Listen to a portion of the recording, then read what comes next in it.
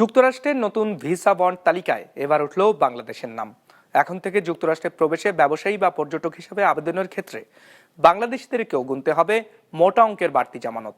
এর পরিমাণ নির্ধারণ করা হয়েছে $5,000 থেকে $15,000 পর্যন্ত বাংলাদেশি মুদ্রায়, যার পরিমাণ প্রায় 6 লাখ থেকে 18.5 লাখ টাকার মতো। ডেস্ক রিপোর্টে বিস্তারিত।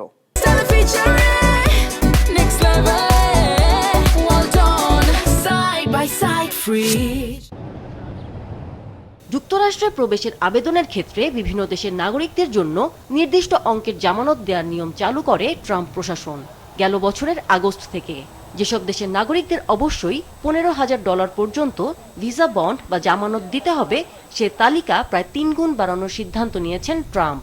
মঙ্গলবার মার্কিন পররাষ্ট্র দপ্তরের ভ্রমণ বিষয়ক ওয়েবসাইটে এ তথ্য জানানো হয়।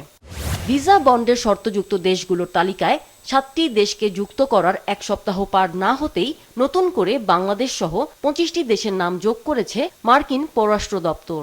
এর আগে আরও 6টি দেশের নাম যুক্ত করে যুক্তরাষ্ট্র। এই সিদ্ধান্তের কারণে মোট 38টি দেশ এই তালিকায় অন্তর্ভুক্ত হলো, যেখানে রয়েছে আফ্রিকা, লাতিন আমেরিকা ও দক্ষিণ এশিয়ার বিভিন্ন দেশ। পররাষ্ট্র দপ্তরের ওয়েবসাইট অনুযায়ী নতুন করে যুক্ত হওয়া দেশগুলোর ক্ষেত্রে এই নীতি আগামী 21শে জানুয়ারি থেকে কার্যকর হবে।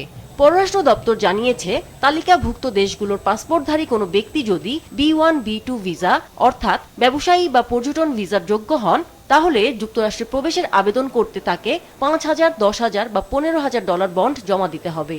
বাংলাদেশি মুদ্রায় যার পরিমাণ প্রায় 6 লাখ থেকে 18.5 লাখ টাকা।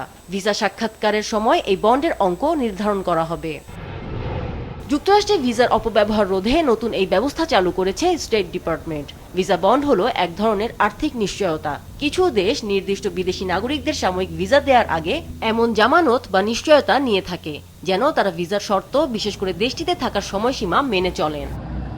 ওয়েবসাইটে আরও বলা হয়েছে, ভিসা বন্ড জমা দিয়ে যারা যুক্তরাষ্ট্রের ভিসা পাবেন তাদের জন্য 3টি বিমানবন্দর নির্দিষ্ট করে দেওয়া হয়েছে, যেগুলো হলো Boston Logan international airport, John F Kennedy international airport ও ওয়াশিংটন ডালাস ইন্টারন্যাশনাল এয়ারপোর্ট। যদি কেউ অন্য কোনো বিমানবন্দর দিয়ে প্রবেশ করে বা বের হয়, তাহলে তা বন্ডের নিয়ম লঙ্ঘন হিসেবে গণ্য হবে এবং বন্ডের টাকা ফেরত পাওয়ার ক্ষেত্রে জটিলতা তৈরি করবে। আমিনা লুসি, বিজনেস রিপোর্ট, মাছরাঙা টেলিভিশন।